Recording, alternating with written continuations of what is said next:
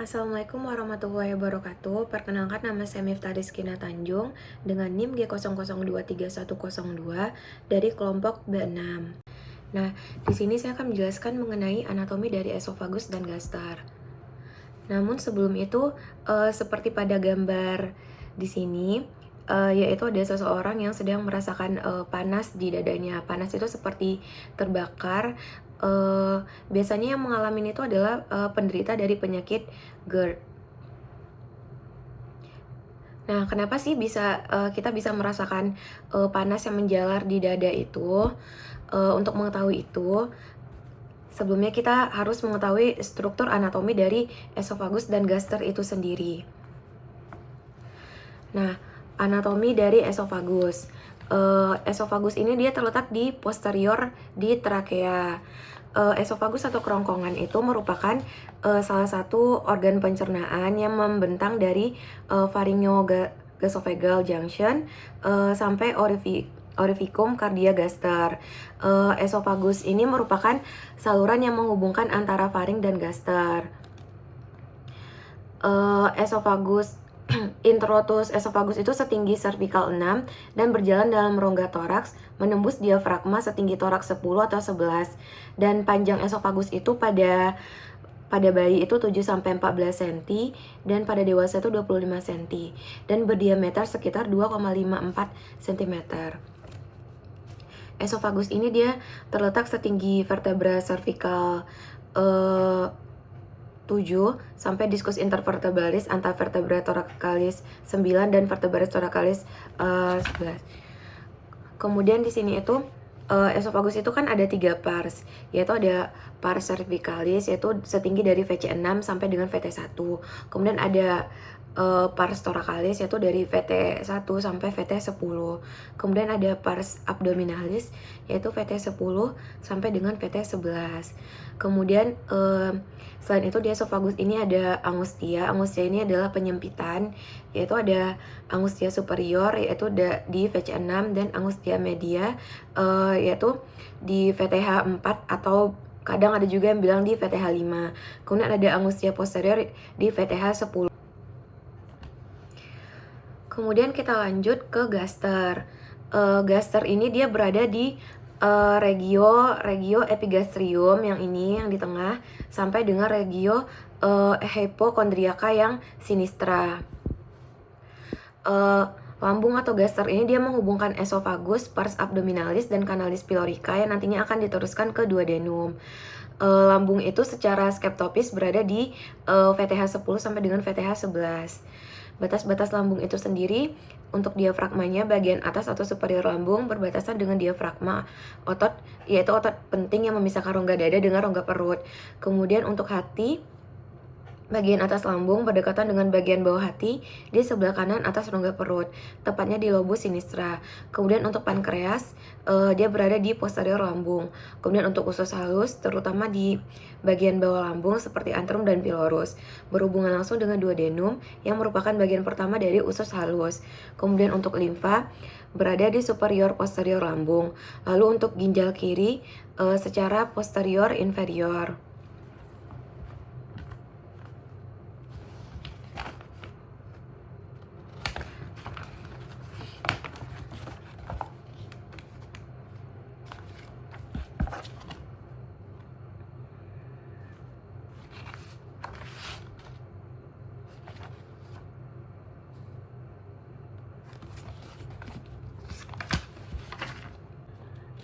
Kemudian untuk gaster itu sendiri dia tuh ada 4 pars atau 4 bagian, yaitu ada fundus gastrium. Di sini kita bisa lihat fundus. Kemudian ada pars kardiaka yang ini. Lalu kemudian ada korpus itu korpus gastrika atau badan dari si gaster ini. Kemudian ada pars pylorica di bagian sini. Nah, di bagian pars pylorica ini kita dapat menemukan musculus sphincter dari pylorus. Selain itu di gaster ini dia juga terdapat curvatura mayor yang besar. Kemudian di sini ada curvatura minor atau lesser curvatura. Nah, kemudian ada sphincter di sini, sphincter lower esophageal sphincter. Nah, sphincter ini tuh yang bakalan membuka dan menutup ketika yang menghubungkan antara si esofagus tadi dengan si lambung. Nah, untuk penyakit GERD itu sendiri, lower esophageal sphincternya ini tuh dia melemah. Kemudian ketika terjadi hipersekresi asam lambung, yaitu asam lambungnya itu kan disekresi secara berlebihan. Kemudian asam lambungnya naik karena lower esophageal sphincternya itu tadi melemah. Jadi asam lambungnya itu bisa naik hingga ke esofagus. Dia bisa naik kemudian turun lagi, naik turun lagi, naik kemudian kembali. Itu tuh disebut dengan reflux. Nah, dari dinding mukosa lambung ini dia itu sifatnya kan alkali basa, sedangkan makanya dia bisa tahan atau resisten dengan si HCl yang diproduksi oleh si lambung. Sedangkan ketika asam lambung itu naik ke esofagus itu sendiri dia tidak tahan dengan HCl, sehingga HCl itu bisa, atau asam lambung itu dia bisa mengiritasi si esofagusnya. Jadi asam lambung yang naik itu kemudian mengiritasi dinding si esofagus, itu tuh yang menyebabkan terasa panas di ulu hati atau di dada.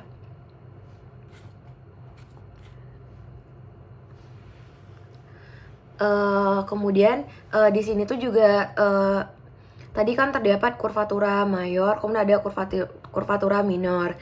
Nah, selain itu juga terdapat omentum maius dan omentum minornya. Omentum minus itu di sini kita bisa lihat dia menempel dengan curvatura minornya si gaster. Omentum minus itu terdiri dari ligamen hepatoesofaga, ligamen hepatoduodenal sama ligamen hepatogastrium. Sedangkan omentum maius itu yang di bawah yang seperti tirai-tirai.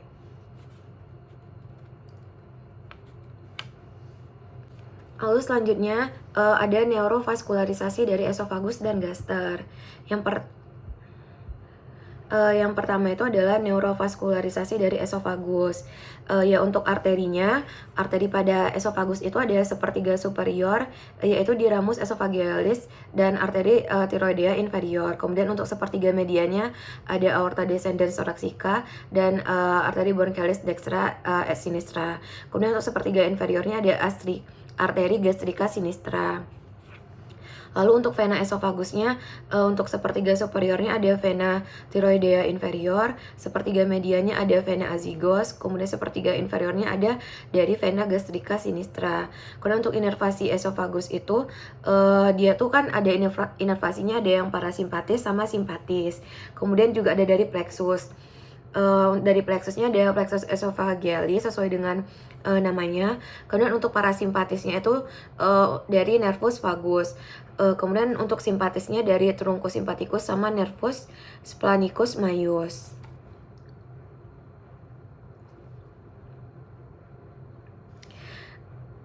Kemudian untuk neurovaskularisasi esofagus lambung itu yang pertama itu ada dari trunkus coelicus. Trunkus coelicus ini tuh trunkus coelicus bakalan bercabang menjadi arteri gastrica sinistra. Lalu ada dari arteri hepatica communis. Arteri hepatica communis ini dia bakalan bercabang menjadi arteri gastrica dextra. Lalu dari arteri lianalis itu bakalan bercabang menjadi arteri gastrica brevis. Lalu ada juga dari lian itu ada arteri gastroomentalis. Sedangkan untuk arteri duodenalis itu tidak bercabang dari arteri lianalis, namun dia bercabang dari arteri gastroomentalis tadi. Lalu dari arteri lianalis itu juga bisa bercabang jadi arteri gastrica posterior. Nah, arteri yang memvaskularisasi dari si lambung ini tuh dia berasal dari cabang trunkus coelicus. Nah, dia tuh ada, tadi kan sudah disebutkan, ada arteri gastrica sinistra yang berasal dari trunkus coelicus. Arteri gastrica sinistra ini bakalan berjalan ke superior dan lateral sinistra untuk mencapai esofagus. Lalu dia berjalan turun di sepanjang kurvatura dari kurvatura minornya gaster, berarti di bagian sini kurvatura minor. Kemudian arterinya tuh bakalan memvaskularisasi sepertiga inferior dari esofagus dan bagian kanan atas gaster. Lalu juga ada arteri gastrika dextra yang berasal tadi dari arteri hepatis communis, yang berasal dari arteri hepatika communis. Kemudian arteri itu bakalan berjalan ke lateral sinistra di sepanjang kurvatura minor dan memvaskularisasi bagian bawah, bagian kanan bawah dari gaster. Kemudian ada arteri gastrika brevis yang berasal dari arteri lianalis, yang dia tuh berjalan ke anterior di dalam ligamentum gastrosplenicum untuk memvaskularisasi fundus gastrium. Kemudian ada arteri gastroomentalis yang berasal dari arteri lianalis. Kemudian tuh dia berjalan ke depan di dalam ligamentum gastrolianalis untuk memvaskularisasi gaster sepanjang bagian atas kurvatura mayor. Kemudian ada arteri gastroomentalis dextra. Dia tuh berasal dari si arteri gastroduodenalis yang tadi, yang cabang dari arteri hepatika communis. Kemudian arteri ini berjalan ke lateral sinistra dan memvaskularisasi gaster sepanjang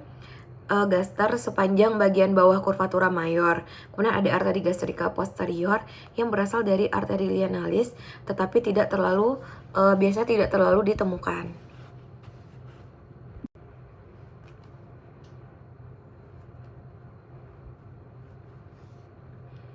Nah, untuk vena di lambung itu ada vena gastrika dextra et sinistranya yang bermuara langsung ke vena porte hepatis. Kemudian ada vena gastrika brevis dan vena gastroomentalis sinistra yang bermuara ke vena lianalis. Kemudian ada vena gastroomentalis dextra yang bermuara ke dalam vena mesenterica superior. Kemudian untuk inervasinya itu kan sama seperti esofagus tadi, dia itu ada parasimpatis sama simpatis. Nah, untuk parasimpatisnya juga sama, yaitu dari nervus vagus. Sedangkan untuk simpatisnya ada dari trunkus sympathicus, kemudian juga ada dari nervus splanicus yang maius sama plexus coelacus. Kemudian untuk M sphincter pyloricusnya terdapat impuls inhibisi atau relaksasi dari nervus vagus.